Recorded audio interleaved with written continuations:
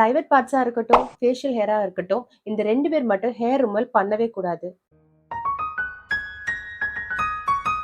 Hi செல்லக்குட்டீஸ், நான் தான் Leni. நீங்க இப்ப ஃபர்ஸ்ட் டைம் இந்த சேனல் பார்க்குறீங்கன்னா எல்லாருக்கும் வணக்கம்.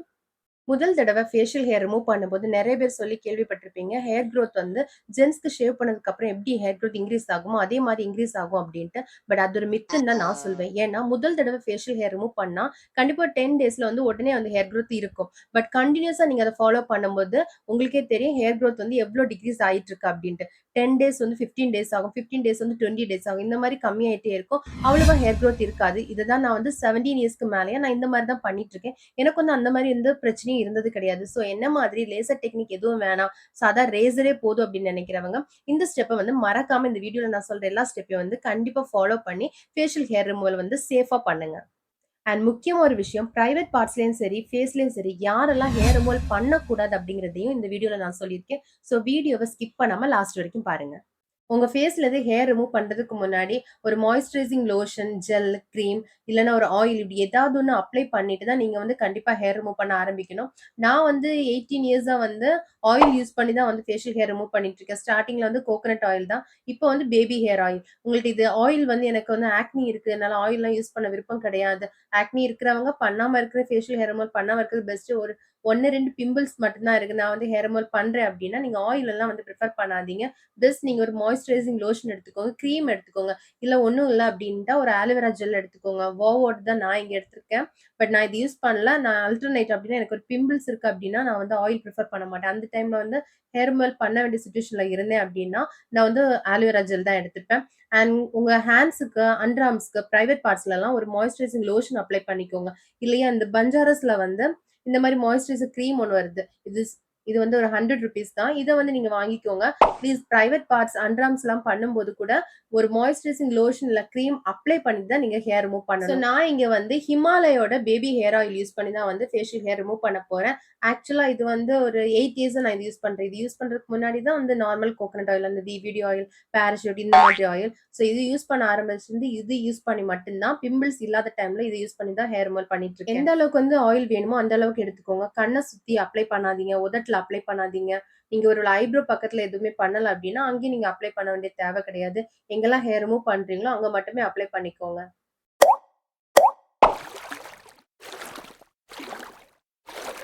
இந்த ரேசர் வாங்குறதுக்கு முன்னாடி இந்த ரேசரால தான் கண்டிப்பா எல்லாருமே ஃபேஷியல் ஹேர் ரிமூவ் பண்ணியிருப்பீங்க.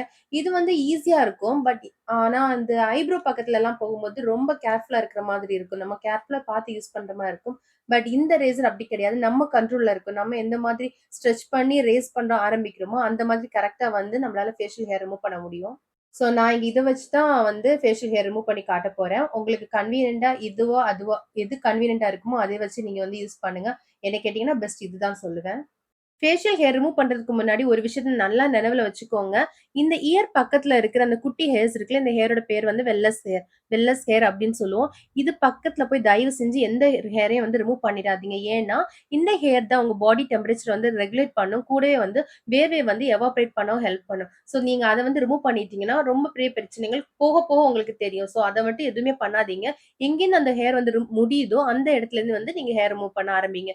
ஒருவேளை நீங்க பிரைடா இருக்கீங்க, இல்ல ஒரு மாடலா இருக்கீங்க அப்படின்னா வேற ஆப்ஷன் உங்களுக்கு கிடையாது. நீங்க எடுத்துதான் ஆகணும். மத்தபடி அப்படின்னா அந்த வேலை முடிஞ்சதுக்கு அப்புறம் தயவு செஞ்சு அந்த ஹேரை வந்து க்ரோ பண்ண விடுங்க. இல்லைன்னா வந்து உங்களுக்கு போக போக அந்த ஃபேஸ்ல வந்து உங்களுக்கு வந்து டிஃபரன்ஸ் தெரிய ஆரம்பிக்கும். அதனால அது இல்லாதனால வர்ற டிஃபரன்ஸ் வந்து கொஞ்சம் கொஞ்சமா பக்கத்துல இருந்து தெரிய ஆரம்பிக்கும். ஸோ அது எதுவுமே பண்ணாதீங்க. இந்த மாதிரி ஒரு கையால் உங்கள் ஃபேஸோட ஸ்கின்னை ஸ்ட்ரெச் பண்ணி பிடிச்சிட்டு இன்னொரு கையால் வந்து நீங்கள் உங்கள் ஹேரை ரிமூவ் பண்ணுங்கள். ஃபேஷியல் ஹேர் ரிமூவ் பண்ணிவிட்டு ஒவ்வொரு தடவையும் எக்ஸஸ் ஹேரை வந்து ஒரு டிஷ்யூ பேப்பர் இல்லைன்னா ஒரு க்ளோத்தில் வந்து அதை வந்து க்ளீன் பண்ணதுக்கு பிறகு இன்னொரு பிளேஸில் வந்து நீங்கள் ஷேவ் பண்ண ஆரம்பிங்க.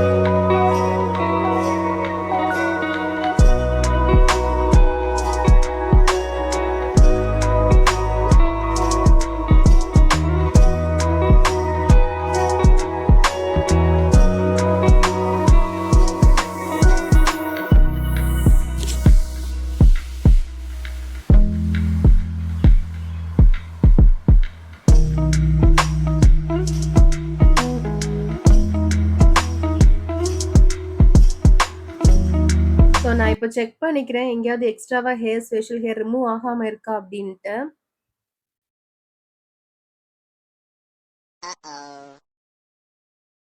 எதுவும் இல்லைன்னு தான் நினைக்கிறேன்.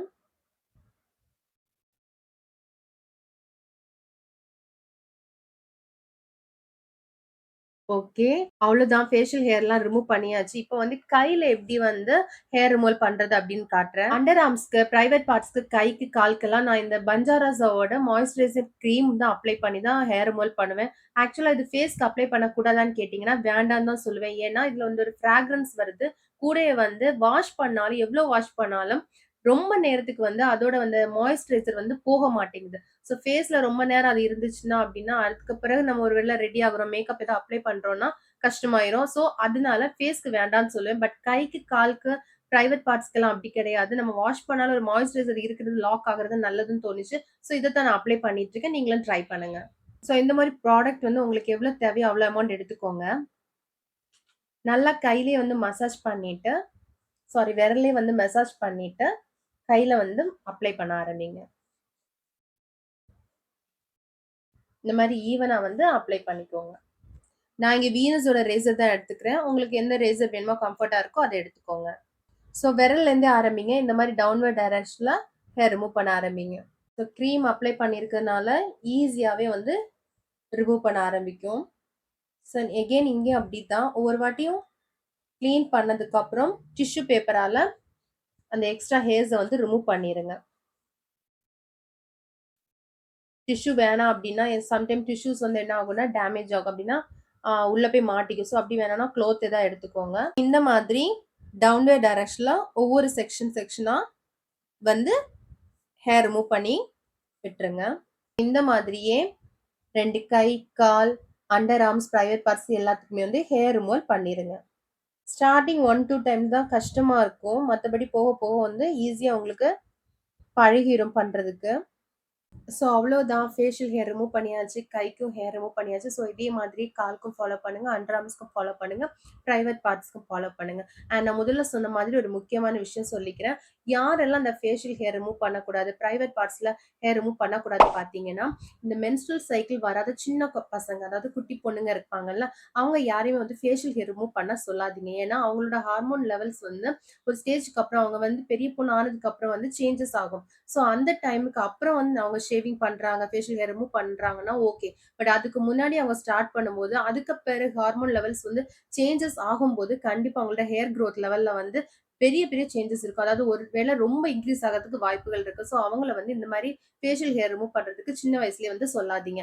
அண்ட் இன்னொருத்தவங்க பிரைவேட் பார்ட்ஸ்ல வந்து ஃபேஷியல் ஹேர் ரிமூவ் பண்ணக்கூடாதவங்க யாருன்னு பார்த்தீங்கன்னா, பிரெக்னன்சில இருக்கவங்க தான். ஸோ அவங்க டெலிவரி டைம்ல வந்து கண்டிப்பா ஹாஸ்பிட்டல்ல வந்து சி செக்ஷனா இருந்தாலும் சரி, நார்மல் டெலிவரியா இருந்தாலும் சரி, கண்டிப்பா வந்து ஹாஸ்பிட்டல்ல வந்து ஹேர் ரிமூவ் பண்ண வைப்பாங்க. ஸோ அதுவரைக்கும் அந்த பார்ட்ஸ் வந்து டிஸ்டர்ப் பண்ணவோ, ஹேர் ரிமூவல் எதுவும் பண்ணி அவங்களுக்கு வந்து அதனால இரிட்டேஷன், இச்சிங் எதுவுமே வராம வந்து அவங்க வந்து அத வந்து எந்த ஒரு டிஸ்டர்பும் பண்ணாம இருக்கிறது நல்லதுன்னு நான் நினைக்கிறேன். இவங்க 2 பேர் தான் ஃபேஷியல் ஹேரும் சரி, பிரைவேட் பார்ட்ஸ் ஹேரும் சரி ரிமூவ் பண்ணக்கூடாதவங்க.